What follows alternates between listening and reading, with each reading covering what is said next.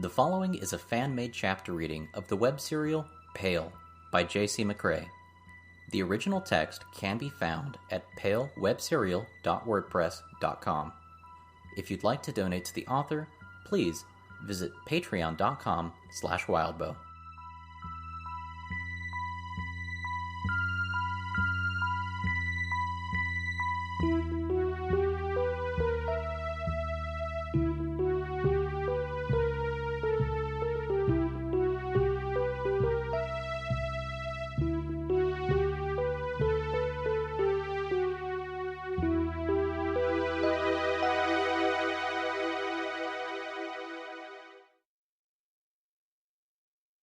Lost for Words 1.8.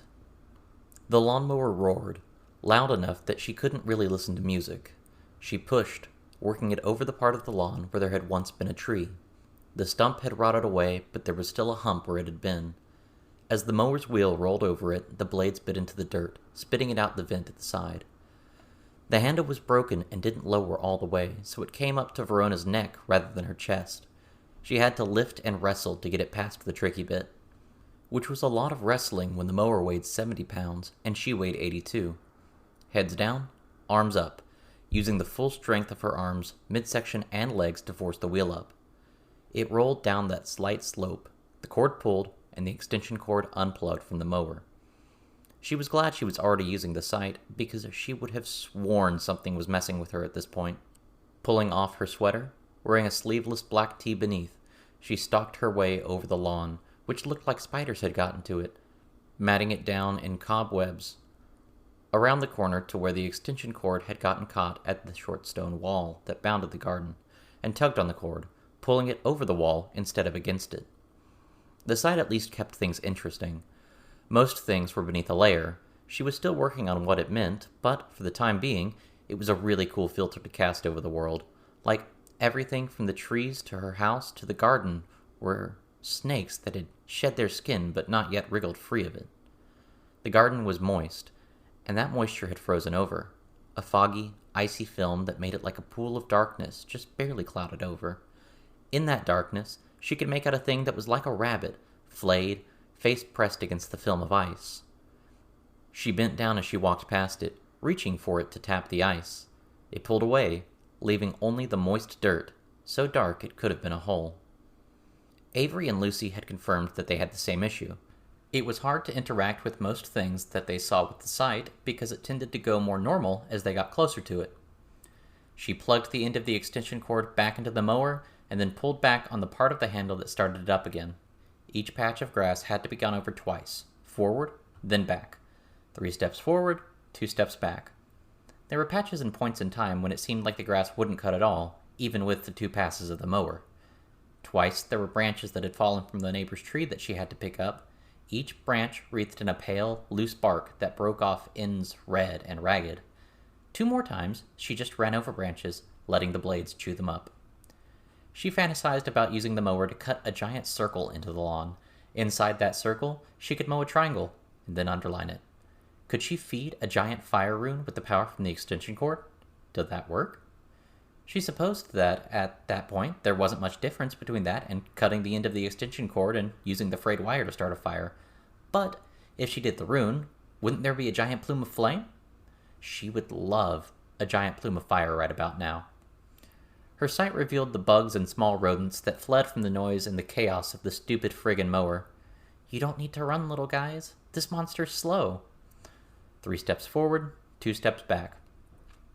Across the street and halfway down the block, she could see Wallace from her class out on the driveway with his parents. It looked like he was bringing in groceries. She tried not to look like she was looking at him, and tried not to look super lame while she struggled with the mower. She'd only just brought it from one corner of the lawn to the other. 1 row out of... She tried to estimate. 16? She turned it around, and as she did, the extension cord was pulled back because it was connected to the handle. It draped itself nicely at the edge of the unmowed grass she had been intending to cut.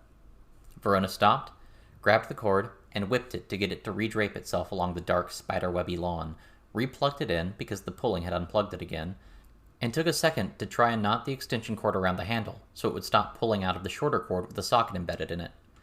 She hoped Wallace wouldn't wave or call out to her or anything. At a distance, he was a smudge with a near white hair, dark jacket, and dark pants. He'd see a smudge with sweat and grime probably visible at a distance, hair all messed up.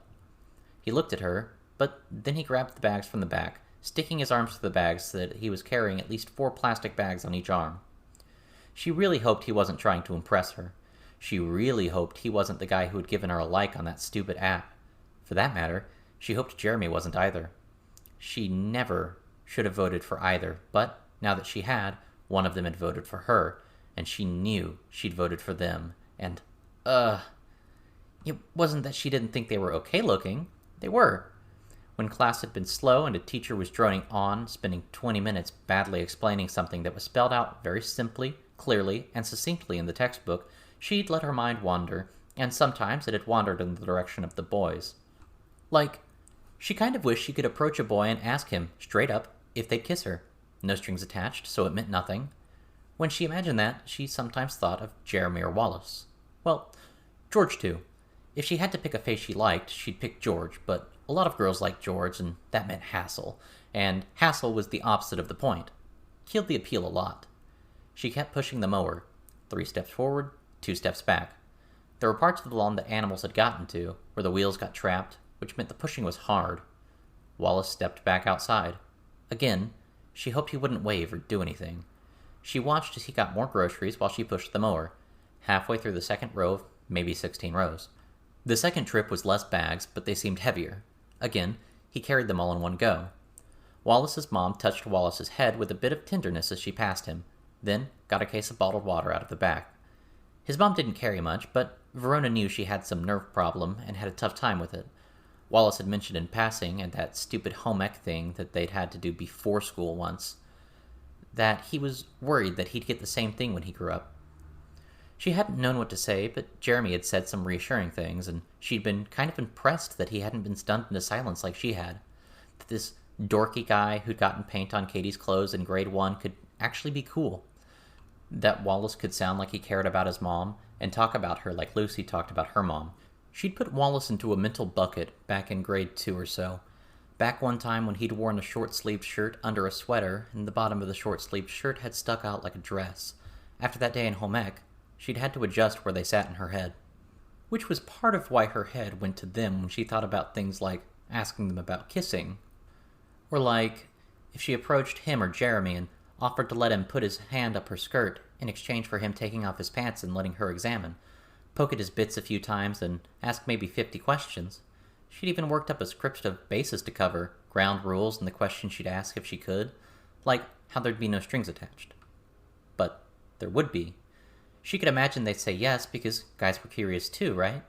They'd probably be decent because they weren't shitty people. If it was just that, then probably, with a chance they'd blab about it to their guy friends, maybe she'd even go forward with it, just to fill in those blanks in her understanding about the other half of the human race, but no. No, there was no way that she could trust them to make it a one-time thing, followed by them treating her exactly the same after. They'd want to go on dates, to go grab ice cream or something, or exchange things on Valentine's Day, or they'd want to sit and cuddle like Avery talked about wanting to do. She couldn't imagine many things more boring than that. More obligations, more people nagging at her about things she should be doing, chocolates on certain days, anniversaries, and having to date every few days or feelings would be hurt. And for what? To build what? The literal only adults she'd ever kind of knew who weren't alone, divorced, abusive, unhappy, or widowed were Avery's parents, and she couldn't be positive that they weren't staying together because a divorce with 5 kids would be a nightmare. Wallace stepped outside again. She really hoped he wouldn't wave, that he wouldn't walk over and offer to help. That would be awkward. Nice and very like him, but awkward. He shut the back of the car. To Verona's sight, it shed a wave of skin with the impact. Then he went inside, closing the front door of the house after him. She felt weirdly disappointed that he hadn't come over. The stupid app had confused things, made things awkward, and had everyone thinking about things in the worst, most boring ways. It had hurt Lucy so badly. Verona knew that, and she had no idea what to say, like she'd had no idea what to say when Wallace had said that he might one day end up having to use a cane, or even sometimes a wheelchair, or he might go temporarily or permanently blind, or have seizures, because that was the sort of thing his mom faced. Lucy's hurt was different than that, but it was still real. Avery's hurt was closer to Wallace's, more of a dread. It sucked, and Verona didn't know what to say, and it was all because of that stupid app. That stupid... The lawnmower reached the other side of the awkward bit of lawn where that stump had been, and got stuck again. She wrestled with the mower's handle, full-bodied fighting it for a good 10 seconds to get it over and past the hump. It reached the other side, and then rolled over and down from the side of the lawn to the too-dark driveway, where it stirred the film-like plastic sheeting that covered the drive. Stupid frigging fucking piece of technology! She was sweaty. The dust and grass kicked up by the mower was sticking to the sweat, and her hair was probably sticking up in 5 places.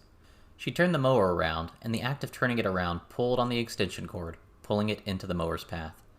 She gave serious consideration to running the extension cord over. She would have to figure out what to say that wasn't technically a lie, but nah, there was a chance she'd electrocute herself, and she didn't want to die. Getting the mower up the slight slope at the edge of the lawn took some effort, and she had to do it 3 times to get the grass mowed near the hump. The rest of the lawn wasn't quite as bad as the first part. The occasional branch, the occasional hole where an animal had made its burrow and nature had partially reclaimed the hole. She could see bones and the meaty faces within the holes, peering up as she passed by. "Sorry, little spirits or whatever," she murmured as she pushed the mower. "Sorta gotta do this." It took 15 runs of the lawnmower rather than 16, but towards the end she was eager enough to be done that she was kind of bullshitting her way through it. The gravelly runoff from the road kind of meant that there wasn't much grass at the end of the lawn anyway. Each run had been 3 steps forward, 2 steps back, in that effort to chop down those tufts that seemed to stubbornly stick up after. She'd pushed the mower into the garage, then gathered up the extension cord, now muddy with grass clinging to it. Job done. She surveyed it, looked back at the mower, looked back at the lawn, and then marched into the house. She exited the house, feather in hand, stalking her way into the garage before flicking on the light. She sat on her heels, looked at the mower, wiping away the grass that had gotten stuck to the label on front. She had to squint and strain her eyes to make out the words through the film. That was something she'd have to get used to. See if she could train in her self and sight. Schmidt lawnmower. She pressed the pen to the edge of the word and saw the first letter slip in, as if drunk by the pen. Then another. She pulled back, then tapped the pen. Each tap brought the letters out, putting them back where they should be. With a leftward stroke, she could drink up a whole word at once. With a rightward stroke, she could put them down. With her sight, it became apparent that doing this tended to tangle up the fine threads that seemed to connect everything, like the threads were attached to the letters by moving the letters around. They got stuck to her. She considered that for a moment. Probably, she guessed, there was something like the others had talked about at the awakening ritual, responsibility. If she caused trouble this way, it might tie back to her. If she messed with practices, then she probably owned that mess. That was her best guess anyway. She would have to experiment more, and in the pursuit of experimentation... Verona fiddled for a minute, the point of the feather pin scraping against the plastic. "I'm gonna give you a name," she murmured, "so this doesn't qualify as a lie." She stood up and stood back, arms folded, being careful not to touch her arm with the point of the quill. There were still 3 letters in it, and she wasn't sure if it would get applied as a tattoo. Good. She pushed the lawnmower into the corner, newly christened, Warmed Cow Shit, disposed of the 3 spare letters on the label for the weed whacker, and closed the garage up. If her dad asked, she'd say she changed the label to match the name she'd given it, which was true. More likely, he'd never look and it would eventually break down enough to go into the trash. It still made her feel better. She stepped back inside and rinsed off, tossing her clothes into the laundry hamper. The water in the shower was visually interesting, like it all had a super thin sheet of foggy ice over it, but it wasn't that cold. The dust on the towel seemed to be magnified, stretched out into cobwebs, and the black wall of her closet had more firm, barely visible figures pressed against the film, red and wet. She reached for one, and it pulled away violently enough that the film sucked back against the hard wall behind it, clinging to the dark wood grain. Her hand dropped down, landing on an old shirt. She didn't have many sweaters or anything, so she grabbed a hooded sweater with a black hood and gray body from last year. It had a corset-like lace at the V of the collar, with a leather thong threaded through, dangling down. The fit was annoyingly clingy to her body, but it was the best option for something long-sleeved that wasn't dirty. She stuck the feather up the sleeve, post-its in the front pocket, and a pin in the pants pocket of her other jeans. The house felt less confining, with the sight giving everything a creepy filter over the top of it. She made her way down to the kitchen, idly wondering if the other girls felt as comfortable with it as she felt with hers. Avery had been using a lot of hers. Was it always like that? She grabbed a handful of chocolate chips from the cabinet with the stuff for baking, and was scrounging for more things to snack on when her dad came in. She grabbed more chocolate chips and turned to look. When you're doing the lawn, you need to bring the mower across horizontally and vertically, or you need to layer the strips so that the part that's under the wheel for one pass is directly under the mower for the next, he said, as he pulled off his shoes. She chewed on chocolate chips. Have you done the backyard? She shook her head, still chewing. Later? He asked. She gave him something between a shrug and a nod. He groaned, long and loud, as he entered the kitchen, leaned against the counter next to her, and lifted up one foot to rub at it. When he was done, he put out a hand. She hesitated, then held hers out, releasing her grip on the fistful of chips just enough to deposit a single chocolate chip into his palm. I did buy these, you know, he said, with my money, from one of my 2 jobs. She gave him a second chocolate chip, then dumped the rest into her mouth. The points of the chips jabbed at her gums and the roof of her mouth, but she would have done it again. He groaned as he stood up straight, no longer leaning against the counter, leaned past her, and grabbed the bag of chips. He was tall enough and big enough around the middle that she was almost crushed against the counter by him. She ducked her head under his arm and crossed to the other corner of the kitchen. She settled in there, leaning against the broom closet. You look so much like your mother sometimes, he said. She used to be so beautiful. Verona chewed. I used to be thin, if you'd believe it. I had muscles. Her eyebrows went up. That's not a new top, is it? She shook her head. Cat got your tongue? He asks, smiling like he was being funny. She finished chewing, her hand held out in front of her, still covered in traces of melted chocolate. No, it's old, from last year. I didn't have anything else. Do you need new clothes? She considered for a moment. Her pants had been digging into her lower stomach while she was sitting in class. I guess I might, she said. Can I order them online? You don't want to go shopping? Go to a fitting room? You can send stuff back. There's more options. Can I have your credit card? You can say how much I can spend. Can you wait another week? Your mother's taking her time with her child support payment, and our household here is a few $1,000s in debt after paying for the roof last fall. Okay. And I'll put the credit card information in, he said, with an expression like he was being funny or trying to catch her in a bit of mischief. Okay. She licked at her hand to get the traces of chocolate off. How are you doing today? He asked. Her eyebrows went up. Okay. Just okay? Can I get more than one word out of you? Most of the day was good. Interesting. Classes were fine. Friends are okay, I think. Avery did a great job at basketball during gym. Mr. Lai's class got twice as bearable ever since we found out that he was a secret lumberjack carpenter, and Miss Hardy's class is fun because a student I know has a crush on her, and it's funny. I'm still paying attention. It's just easier if there's more going on, I guess. Sometimes there's this app thing going around at school. Popularity thing, kind of. A lot of kids were pretty unhappy about it. Lucy and Avery were among them. Really sucked, and distracting in a bad way. Man, Lucy would be upset if she heard Verona talking about the app. Huh, that's too bad. At my work, there's a clique of younger workers. You remember what I told you about the batch of interns that we brought in last year? I remember. Yep. Didn't matter that I brought the app up. They were brought on for full-time positions, and they formed a bit of a clique within the office. Luke loves them. He says they bring energy to the office, but I really think they bring in bitterness. They have people they like and people they don't like, and it's a popularity thing on its own. They're passive-aggressive, they shut people out, me included, and they'll make these snipping little comments, like they're teenage girls and not 25-year-old men, you know? Well, in our case, we're actually teenage girls. Trust me, it's worse when it's grown adults acting like children. The way they'll leave the room when I enter, or they'll make sure to give each other credit, But if I take 4 hours out of my day to write up a Tarpac report for them and help them out, I get nothing? They're pushing to move for a new database format because they learned it in school. Never mind that all the existing staff have learned the ins and outs of Markalt. Small kinds of sabotage like that. Verona shrugged. It's a grind going in every day, dealing with them. Distracting, like you said. I'm so tired. Verona paused, itching to say something sarcastic.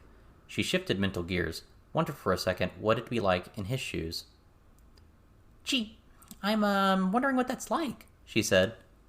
Going in every day. I've been in school, he told her, and I've worked. This is worse. You don't have to wonder. I can tell you exactly how. That's fine, I can guess. It's exhausting. You've got friends waiting for you at school. I've got nothing. Benjamin quit. Julia's dealing with her husband's issues. I've told you about those? Yeah, sucks. She flailed mentally. I'm changing the topic, but, about dinner? Dinner. Okay, he said. He approached the fridge, which she was next to. Excuse me. She took 2 steps to the side. He opened the fridge and freezer, the fridge door swinging into the space she'd been occupying. Chicken Kiev, he said. He held out a box of pre-frozen chicken Kiev meals. He grabbed a bag of frozen broccoli and a bag of frozen French fries. Sides. Can you preheat the oven? Set it to 400. I could go to Lucy's, she thought, deliberately. I was just thinking about going to Lucy's, actually. He put the things back in the freezer. There was a pause where he stood in the doorway, his back to her. Is it a problem? She asked. Are you being a nuisance? Going over there all the time? I hope not. Can I go? Yeah. Go, he said, curt. The freezer door shut with more force than necessary. In the gloom of her sight, the door shed some skin, and faces with empty eye sockets retreated into the gloom beneath the freezer. He walked out of the room, heading for upstairs.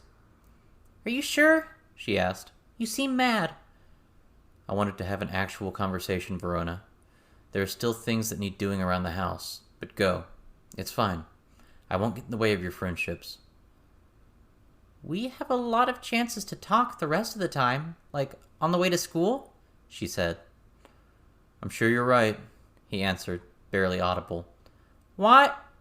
He was gone, out of earshot. She heard his bedroom door close. The problem with having an overactive imagination was that she could immediately think of 5 things that were responsible for his sudden change in mood. That he was sick, that he might lose his job, that she'd done or said something earlier, that she'd forgotten an event. When was Father's Day? Was that May or June? If he was in a mood now, what happens if she left? Would he be madder? Or more hurt? If something was wrong and he'd been wanting to work his way to communicating it? She chewed on her lip for a few seconds, then lurched into motion, grabbing the chocolate chip bag, tying it into a knot to seal it, and putting it away. Maybe a year ago, she would have stewed for another 20 minutes, changed her plans to go hang out with Lucy, and gone back to mow the lawn, trying to make him happy.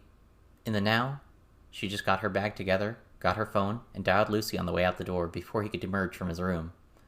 None of this was anything new, not predictable, never, but not new either. If she didn't go to his room and knock to ask what's wrong, he'd emerge and tell her, and she didn't care. No, that would be a lie. She didn't want to care. Caring at this point was an involuntary reflex. She had to think of him like an other, with rules and habits she could process and work around. Leaving now meant not falling into the trap. She hit the call button on her phone. Lucy answered. Hey. Can I come over? My dad's being lame again. For sure. Fair warning, though, I'll be cooking dinner. I don't mind. Don't say that until you taste it. See you in a little bit, okay? The roads were black, not gray, and the shadowy recesses and ditches off to either side of the road had more of the bloody things. Houses were similar, with red messes against the windows. As Verona got to Lucy's house, she saw Lucy's mom wearing her scrubs, loading stuff into the car. She skipped ahead, grabbing the boxes sitting by the car and handing them up for Lucy's mom to put in the car. Thank you. You're a sweetheart. Is it okay if I stay for dinner, Jas? Any time, Verona. Can you do me a favor? Verona nodded. Give Lucy some extra love. She seems low and she wouldn't tell me why. Verona swallowed. then nodded again. Thank you. I don't suppose I could ask if you know why. Verona looked up towards the house and the window where Lucy's room would be, covered in film like soap scum. Don't tell her I told you. I'm only really saying because I don't want you to think it's her fault or anything. Verona paused, trailing off. Seeing Jasmine nod, she said she didn't sleep well. Then, first thing at school this morning, there was this popularity contest type theme. By the students, teachers didn't know. Parents aren't supposed to know. She said that last bit in a pointed way. Jasmine folded her arms, then nodded. She deserves way better than what she got, Verona said. She could see the hurt in Jasmine's eyes, like it was Jasmine who'd been the one to get rock-bottom results and not her daughter. Verona braced herself, getting her mental footing, a pang of regret for saying anything to hit her. Thank you for telling me, Jasmine said. Verona relaxed a bit. She found her breath and the words adding, I'm surprised she didn't blow her top at anyone. She does that sometimes. She was working it out in gym class, playing by the rules, which I thought was kind of cool, except she was on the other team and her team was beating mine. Eyes still sad, Jasmine did smile. Mr. Bader was picking on her in particular. I really thought she'd lose it, but she didn't. Is that what happened? I got an email from Mr. Bader. I haven't had a chance to answer, and she didn't explain when I asked. I'm glad I told you then, Verona said, quiet. Jasmine approached and put a hand on Verona's shoulder. With a slight pull of Verona towards her, she asked, Can I? Verona nodded and accepted the hug that followed, warm and comfortable, even with the plastic name tag Jasmine wore jabbing at her. Thank you for being a good friend to Lucy, Lucy's mom said. For sure. It's hard being a parent, and having your kids reach that age when they no longer reach out to you when they're hurting. Booker was kind enough to wait till he was 15 or 16 before he did it. It breaks my heart that Lucy started doing it at 10. Yeah. I'm so glad she has you. Be kind to her. And if there's anything you need, with your dad or anything else.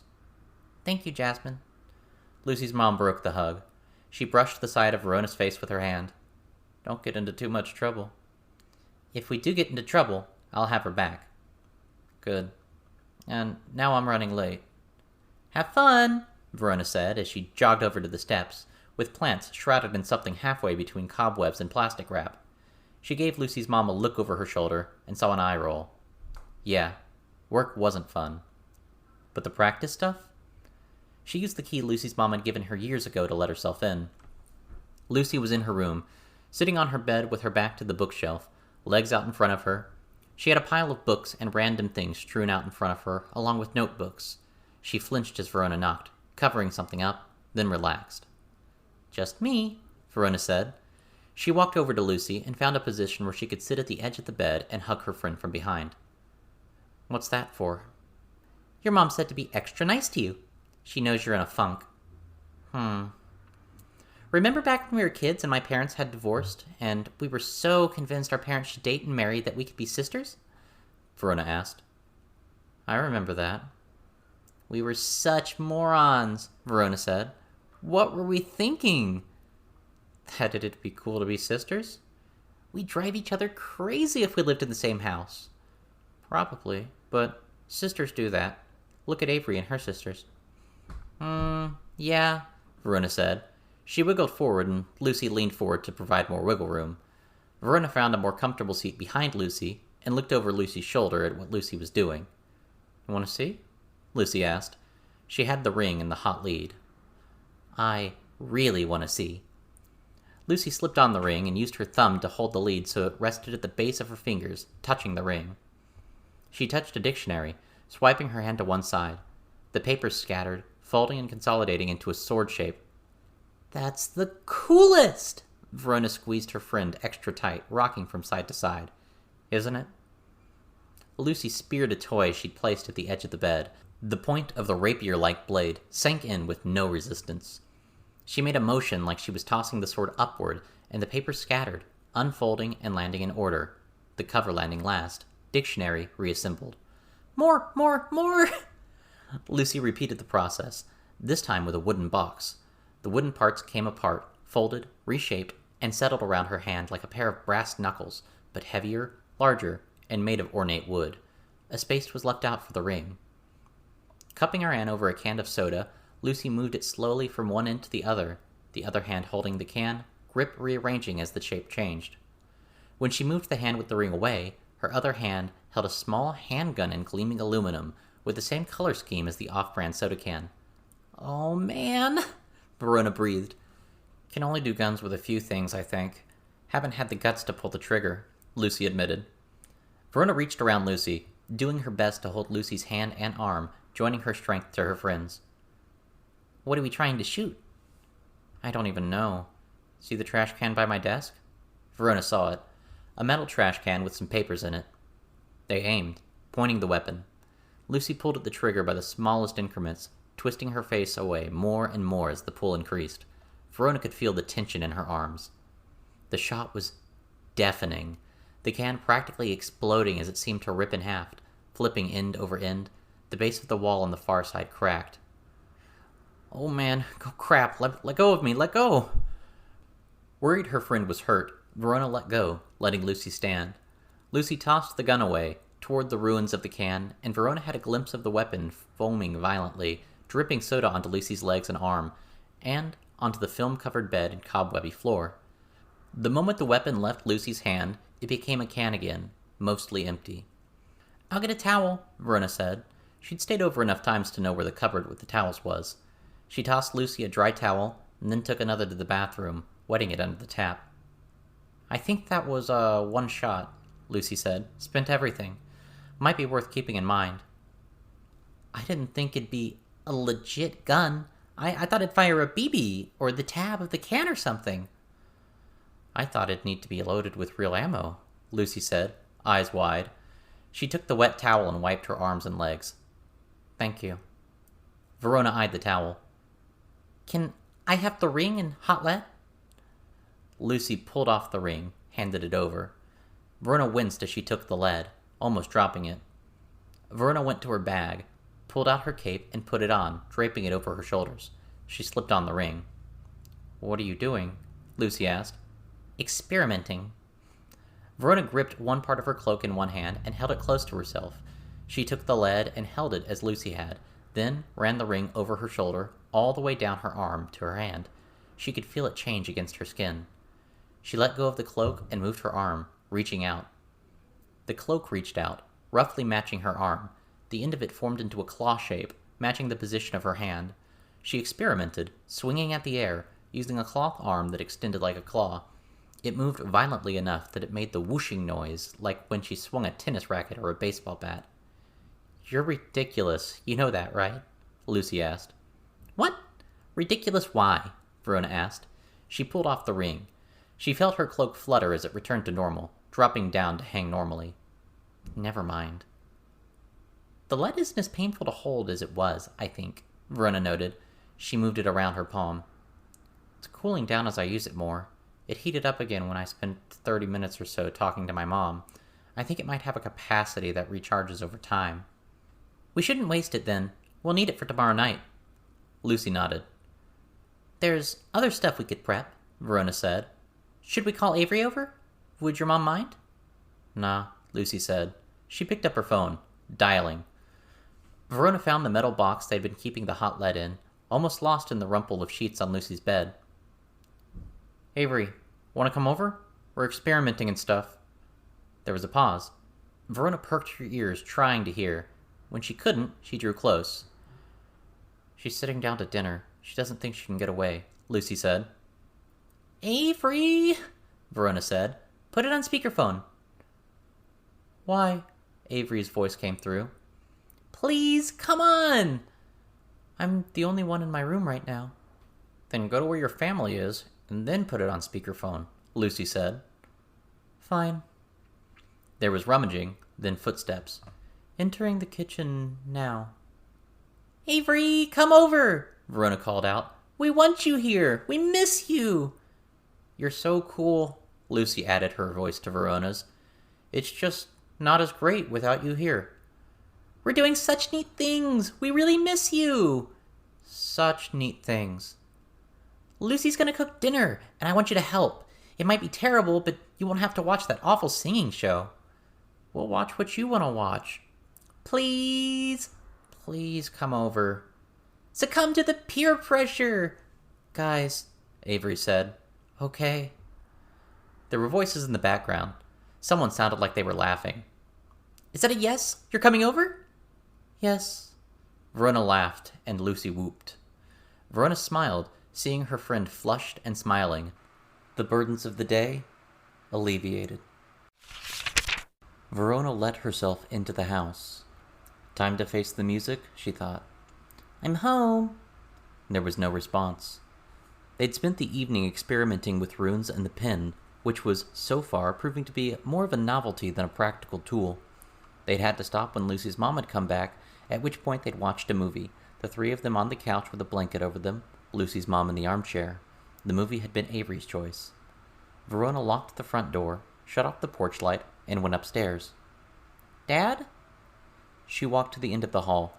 Her sight colored everything, with film, with deeper darkness, with indecipherable fleshy bits pressing against the film that lined the inside of the air vent.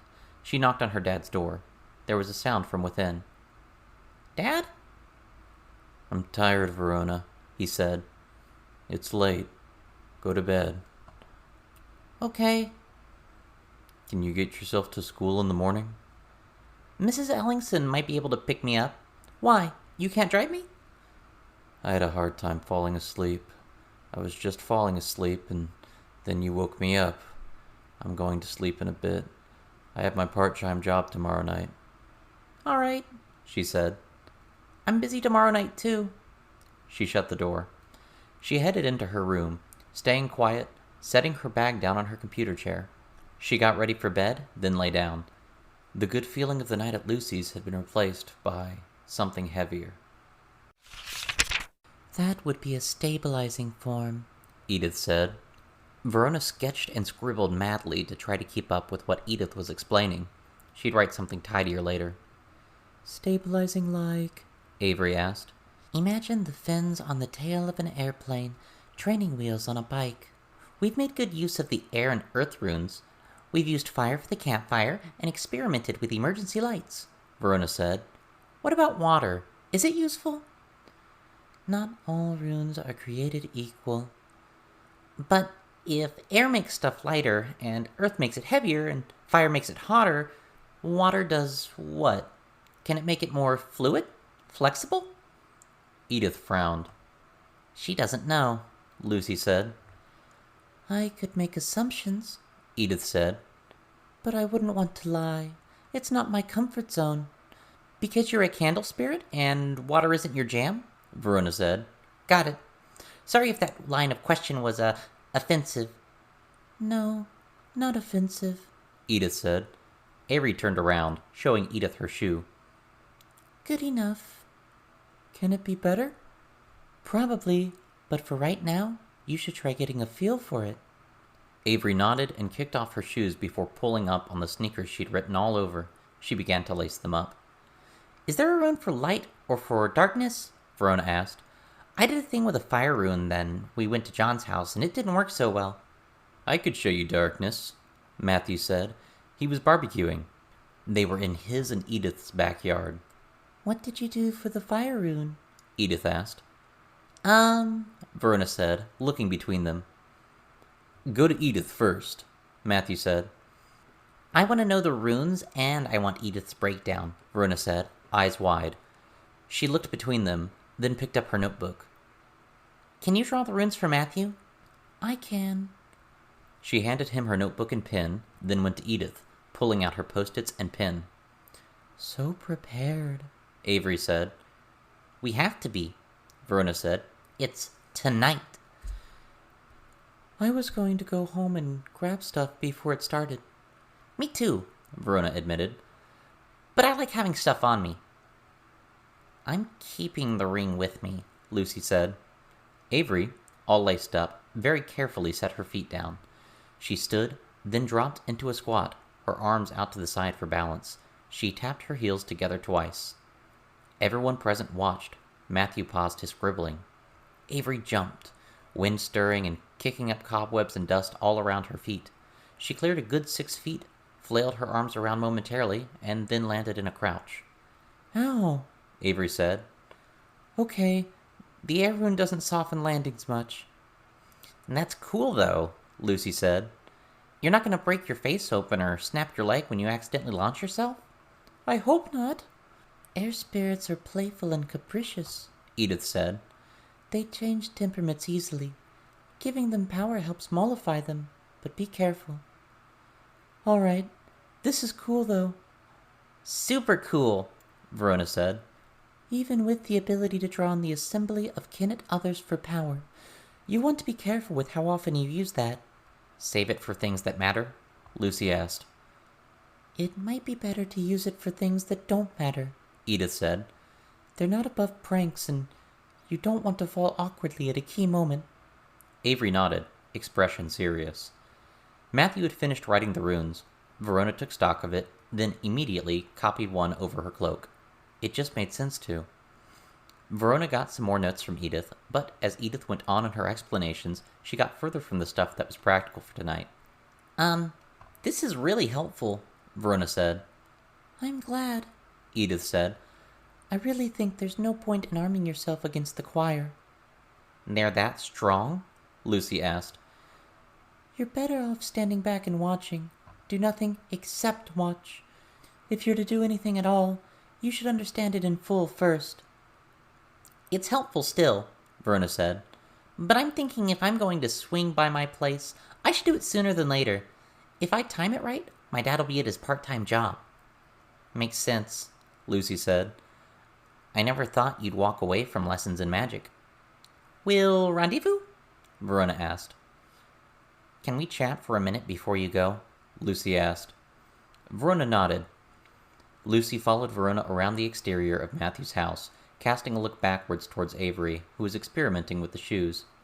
When they were at the garage end of the driveway, Lucy stopped. I'm worried, Lucy said, quiet. After all the people who've been telling us to be careful, it's good to be worried. I'm worried about you. Verona smiled. Don't be. When John had the knife to your face, you didn't seem like you cared. You've been different, and I can't put my finger on why. Don't worry. Really. I'm more worried about you. I know you've been down. Your temper gets up.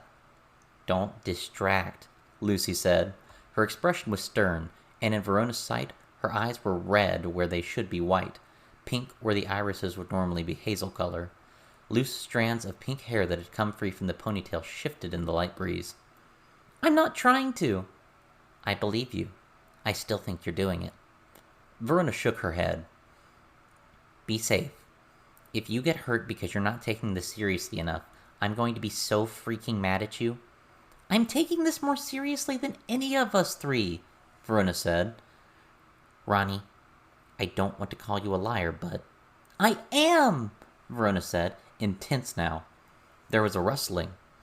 Avery had air-leaped over to a point at the side of the house where she could listen in and see. Charles had his life ruined by this stuff. You know how we avoid that? We learn it. We don't forget ourselves in the heat of the moment, which is something you might do. You don't forget key stuff at key moments, like Avery almost did the day we awakened. I love you guys. I really, honestly do. You're great. But I want to learn and master this stuff because that's how we stay on top of it. It's how we're ready when the important stuff happens. Lucy's hand was on Verona's shoulder, the grip tight. I love you too, Ronnie. If something happens to you, I don't know how I'll deal. I do. You'll deal badly, which is why I'm not going to put you in that situation if I can help it, okay? That's what I wanted to hear, Lucy said. She released Verona. Fingers crossed I don't have to deal with my dad. You could draw something, Avery suggested from the background. Nah, Verona said. She hurried off, back to her house. It wasn't a short trip, and it was a little slower than it might have been as she opened her notebook where Matthew had written down the runes.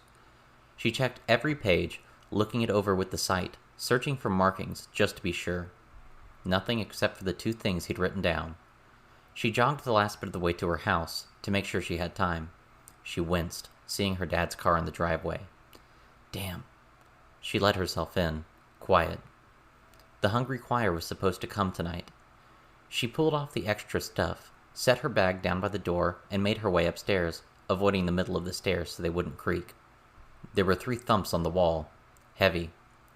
Her dad's way of calling her when he didn't want to raise his voice or get out of bed, supposedly because his migraines had made the noise of shouting that bad. She wasn't sure how banging was any better. Verona! Well, it seemed he didn't have a migraine. She opened the door. He was lying in bed, propped up by pillows.